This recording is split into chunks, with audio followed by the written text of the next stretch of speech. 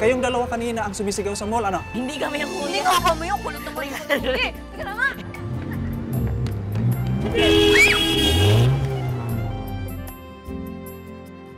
Naman, sama mo no? Sama mo talaga. Diba, Sarah? Magsama kayo ni Cindy, parehas kayo loser. Hindi na kami friend ni Cindy. Kaya guide siya sa akin eh. O ano, okay lang kayo? Cindy! Kuya, tulungan mo kami, kuya. Aminin ko, mahal kita. Girlfriend na kita. Kapag ikaw kumontra ulit, papakasalan ko si Berna. Subukan mo. Cindy, dito lang ako. Dito lang ako hanggang magising ka. Sir, sa waiting area ka na lang po maghintay. Nag-promise ako hindi ko siya iiwan. Sino na bahala sa kanya? Makakagulo ka lang dito.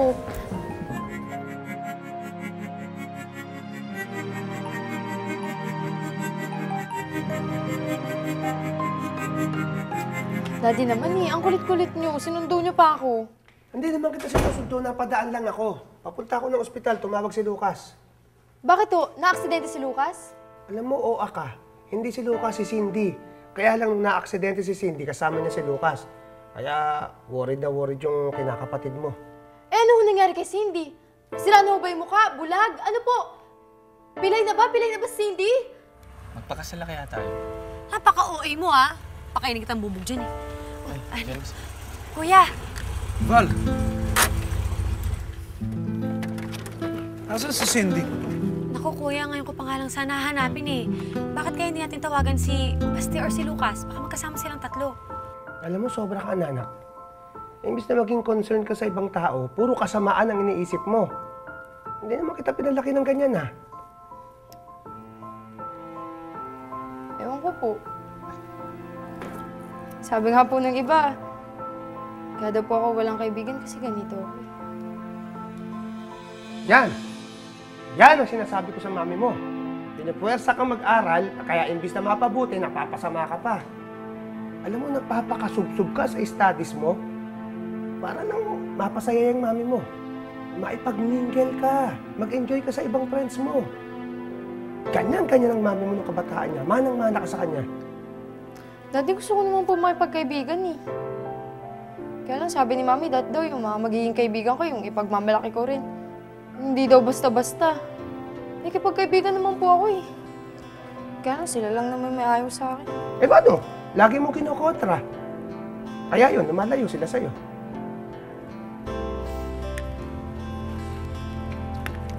Lucas! Asan ka? Ospital? Anong ginagawa ni Cindy dyan? Hello, Lucas? Ano nangyari? Kuya, Aling ano nangyari ospital? sa kanila? Sige, papunta na kami dyan. Ano daw nangyari kay Cindy?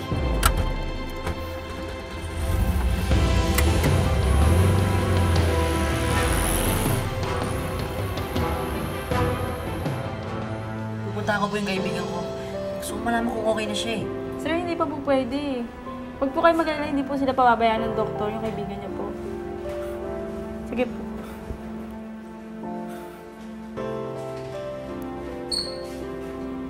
Lucas. Kumusta ka? Saan si Cindy? Nasa loob pa po eh. Ginagamot pa.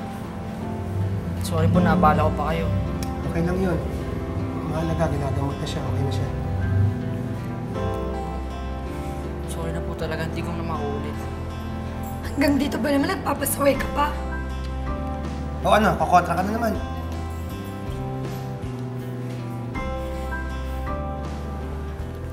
Lucas, ano nangyari? Eh, bigla po may dumaan sa sakyan eh. Tinulak ko po si Cindy. Hindi ko naman po sinasadya eh.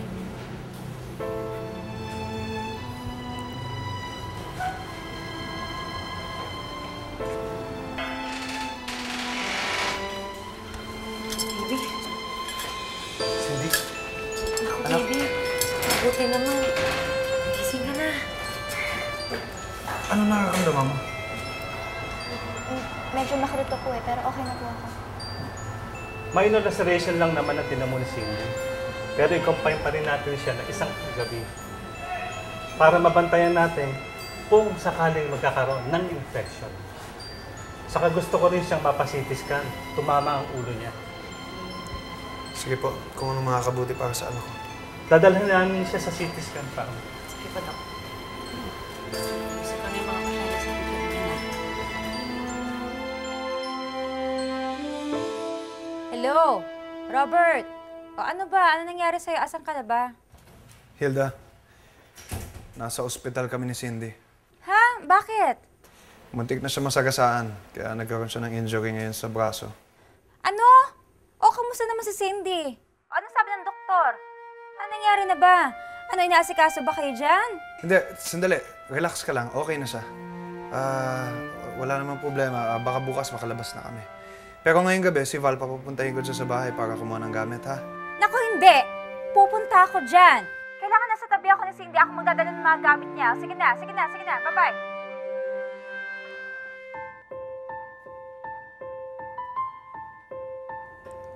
Opo.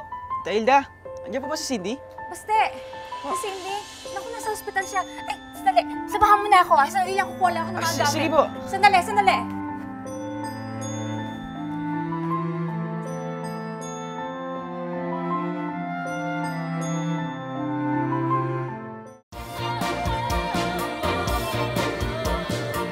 Kuya, may bibilin lang ako ah. Sige, pakitingnan na rin. Baka nandyan na si Hilda. Okay. Ito naman si Daddy. Kaya ko na yan. Ay na naman kayo, ini-spoil niyo na naman ako. Baka mamaya masanay na naman ako. Eh, bakit naman? Sanay naman ako alagaan ka. Alam mo noon, nung baby ka pa, iniwan ka sa akin ng mama mo. Nung una, parang takot na takot ako. Kasi syempre, binata pa ako, hindi ko naman alam paano mag-alaga ng baby. Pero eventually, parang natuto din ako. At naging responsible, naging mature. Talaga po? Oo, lahat. Ako nagpapaligo sa'yo, ako nagpapalit ng lampin mo, ako nagtitimpla ng gatas, ako nagpapatulog sa'yo. Lahat. Eh, di ba kayo yun? Yung mag-alaga ng baby? Oo, pero nung time na yon, parang hindi ako nakakaramdam ng pagod. Siguro dahil masaya rin ako sa ginagawa ko at napapasaya mo ako tulad pag tumatawa ka. Yan, pag nakikita ko yan, parang pakiramdam ko hanggang ng buong buhay ko. Pero pag nasasaktan ka, tulad ngayon, kaya nag-iinit ang ulo ko kasi isipin mo, tagal-tagal kitang inalagaan tapos yung ibang tao hindi ka alagaan, hindi pwede sa akin yun, ha? Thank you, Daddy. Cindy! Diyos ko, Cindy! Ano ka naman nangyari sa'yo? Kasama niya si Lucas. Ayun, muntik nang masagasaan. Pero wish siya talaga ang dala sa atin yung mga infante na yan. Hilda, hindi. Sabi ni Cindy, niligtas nga daw siya ni Lucas. Ay nako, kung hindi kasi siya nagsasama dyan sa Lucas na yan, sigurado ko, hindi siya mga-aksidente. Kaya ikaw, ha? Hindi ka dapat na ikipagkaibigan doon.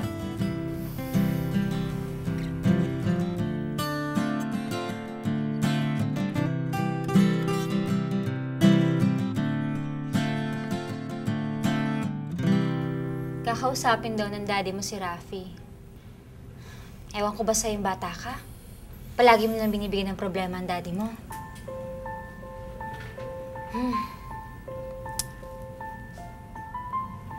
O sige, teka lang ha. Tatanungin ko lang muna sa nurse kung pwede ka namin ng gamot. Basta...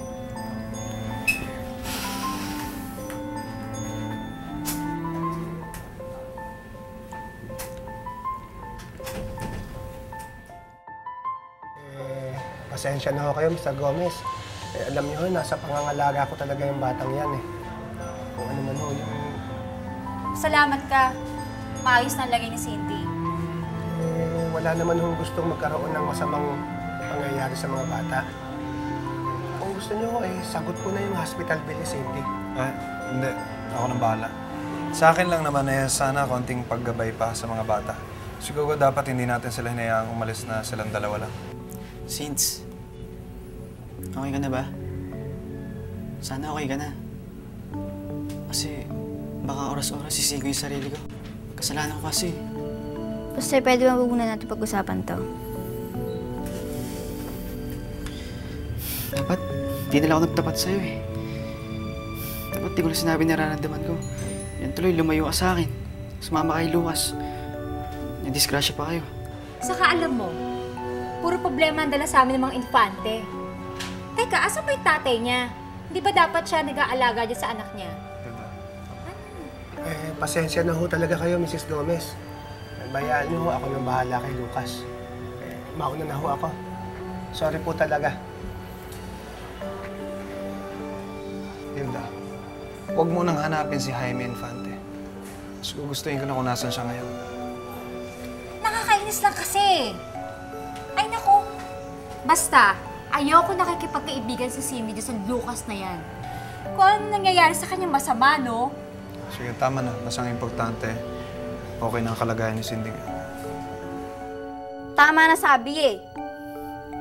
Dapat di ko na sinabi. Gago talaga ako. Tigilan mo na nga yan. Huwag ka na makigulo pa, ha? Tsaka huwag ka nang tumudag sa problema ko. Tsaka di ba hindi ka na makasali dito? Ba't ka ba nakikisali? Ha? Lumabas ka nga muna. Labas!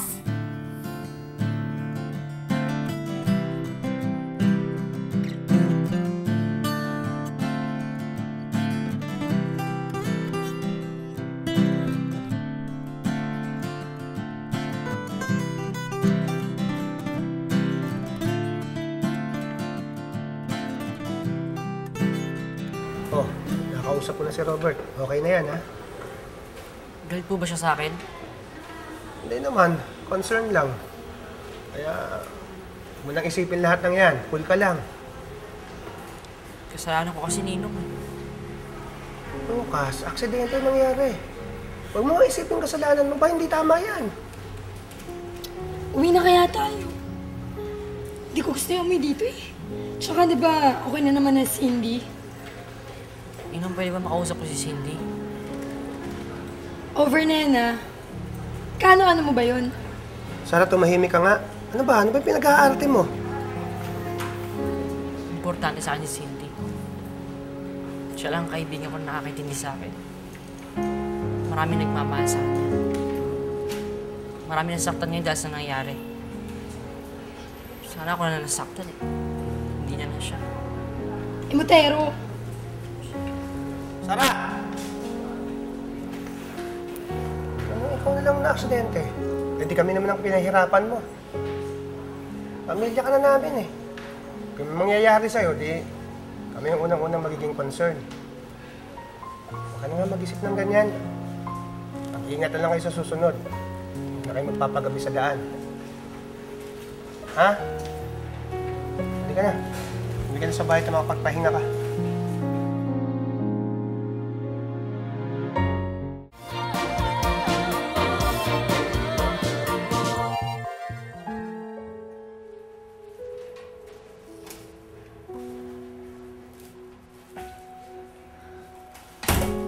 Hoy!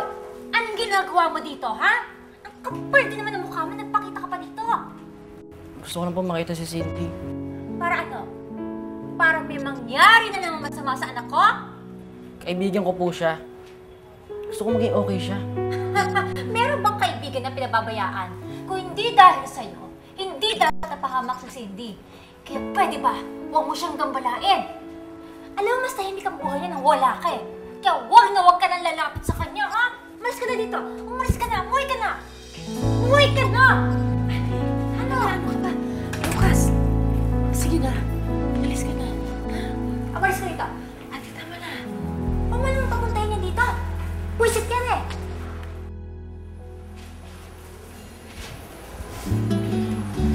Alam mo ikaw, gusto ko tasapakin eh.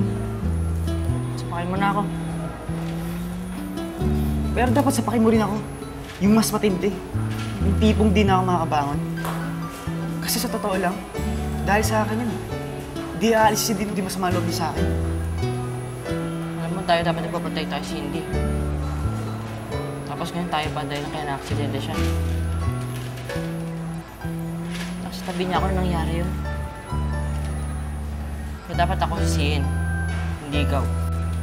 Alam mo, ibang klase ka mag-worry, no? Nagwawala ka. Alam ba ni Cindy na nagkakaganyan kapag may hindi maganda nangyayari sa kanya? Buisit lang talaga ako dyan sa Lucas na yan eh. Puro sakit ng ulo eh. Alam mo, plastic ka rin, ano? Bakit pa parang hirap na hirap ka ipakita kay Cindy na nag-care ka para sa kanya. Hindi ka naman mag-overreact kung hindi mo mahal yung bata, di ba? Ako pa rin may dahilan kung bakit umalis si Cindy. Kaya hanggang ngayon, di pa rin kami okay. Hindi ko alam ang gagawin ko. Naging okay rin kayo. At least sa'yo, di na papaano si Cindy. Okay kayo ng family niya. Pero ako, mabigay niyo lang sa kanya. Bakit? Uy! Naku, pwede ba, Valera? Tigilan mo nga ako. Alam mo, Ate Hilda, kahit itago mo pa, alam ko namang anak na rin ang tingin mo kay Cindy. Hindi ka naman mag-aalala kung wala lang eh. Mahal mo kasi siya bilang anak mo. At ayaw mo wala siya sa'yo. Tama? Ay, naku, ewan ko sa'yo. Sus! Ang hirap kasi sa'yo. Parang ang laki ng mawawala sa'yo kapag pinakita mo sa kanya mahal mo siya. Palibasa, hindi ka lang sa'yo na inaalagaan siya eh. Alam mo ate, magbago ka na, no? Napakaswerte mo sa anak mo. Ang daming babae dyan nagugustuhin maging anak si Cindy. Totoo yun. Ay, naku. Oh, absent ka na naman? Wala akong ganang pumasok. Hintay ka pumasok si Cindy. Teka nga, paano pag next year pa siya pumasok? Next year ka na lang papasok? Ano ka ba? Hindi ka ba concerned sa kanya? Kahit bilang schoolmate mo lang? Siyempre, ayoko naman na ma-hospital yung tao. Ang point ko lang, napaka-exage naman ang pag-worry niyo sa kanya. Okay na naman siya. Sera mo na ng mama ni Cindy. Pati ba naman ikaw? Lahat ng tao galit sa akin? Alam mo, sisermonan ka talaga nun. Ang tigas ng ulo mo, ang kulit mo eh. Nakakapagod din mag-rephrase ng mag-rephrase ha. Lalo na pag yung tao sasabihan mo, hindi mo pala talaga nakikinig sa'yo. Pero sige, dahil mabait ako, uulitin ko sa'yo. Gusto mo ba talaga na maging matahimik na yung buhay mo?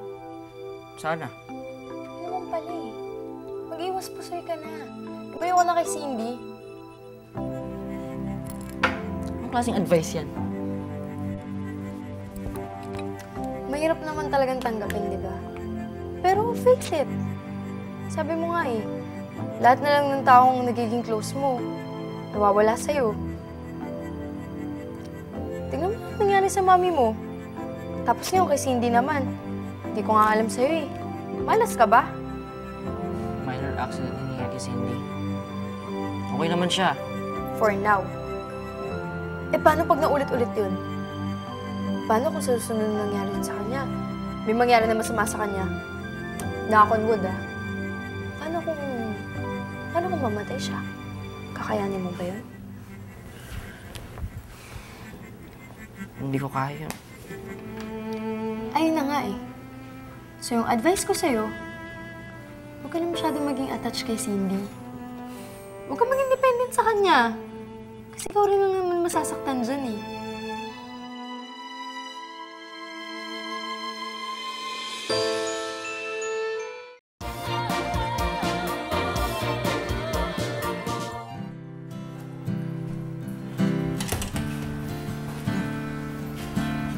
Natutulog pa si Cindy. Nandiyan ba yung parents niya? Inaayos ni Tito Robert the church favors sa baba. Si Tita Hilda naman may base sa labas. Sa akin mo na pinapabantayan si Cindy. Tama lang yan. Alam nila, mas safe si Cindy sa'yo eh. Alagaan mo si Cindy ah. Mas maalagaan mo siya kaysa sa akin. Pwede mo naman siya bantayan eh. Kasama ako. Gusto pa isip ang disaster. Anong nagsasabi mo disaster? Nangyari kasi hindi nung kasama niya ako.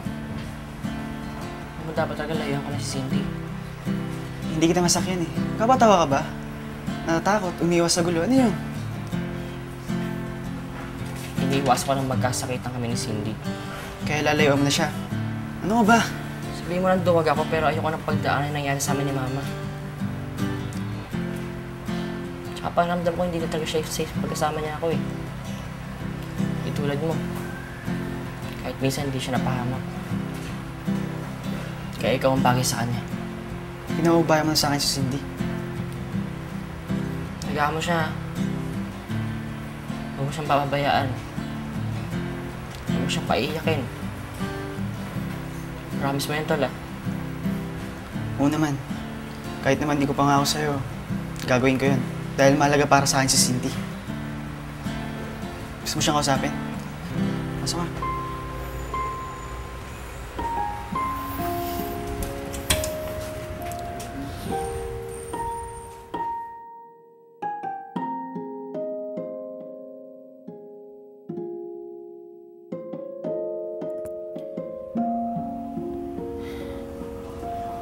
Buti lang okay ka na. Di ba sabi ko pag okay ka na rin ako.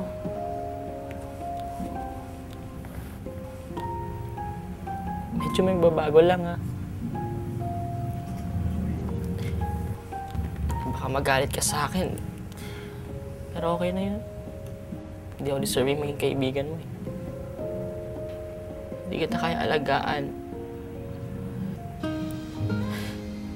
Hindi kita kaya protektahan.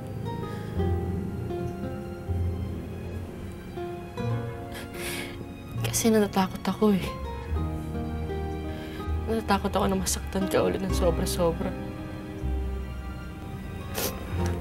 I'm here to say goodbye, Cindy. Goodbye for good.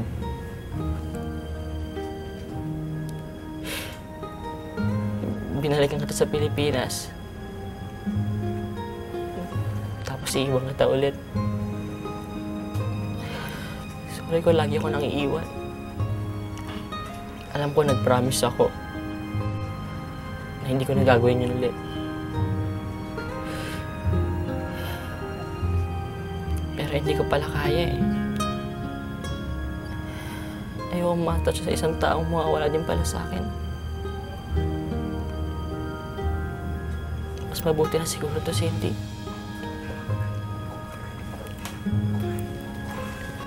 Habang maaga pa.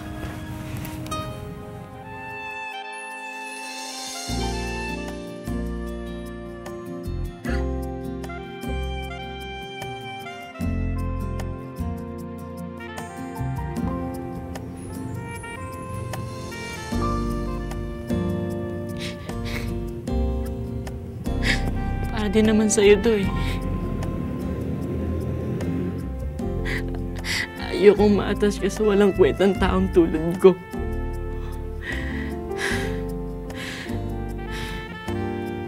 Andiyan naman si Baste.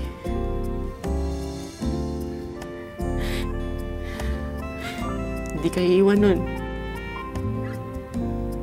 Best friend mo yun eh. And you deserve the best, hindi.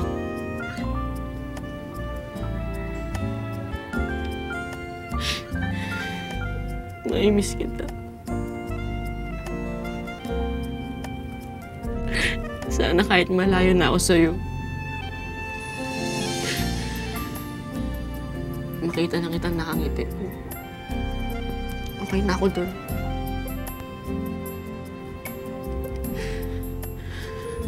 I'll always care for you, Cindy.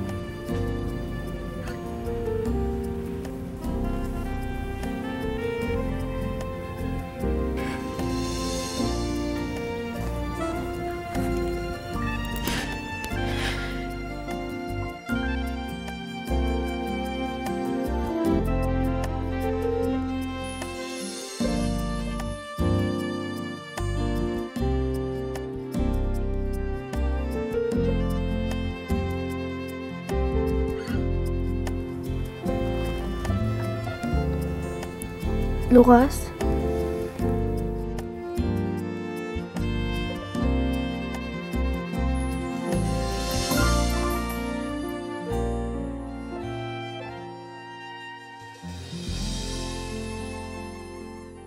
Gumagawa ako ng kanta. Para kay Cindy yan, no? Iba ka talaga, no? Parang wala kang hindi gagawin para kay Cindy. Iniwasan niya talaga ako. Alam mo, mas malamig pa siya sa yelo kanina. Tulungan na kita. Huwag na, okay lang ako. Dahil ba sinabi ko sa'yo nararamdaman ko? Ganun ba yun? Cindy, nalam ko! Kanina ka pa yung nalanap niya, no? Oo nga eh. Tingnan lang natin kung hindi kayo mapatino ni Mrs. Barbarella Jackson. What? The GC is back? My name is Mrs.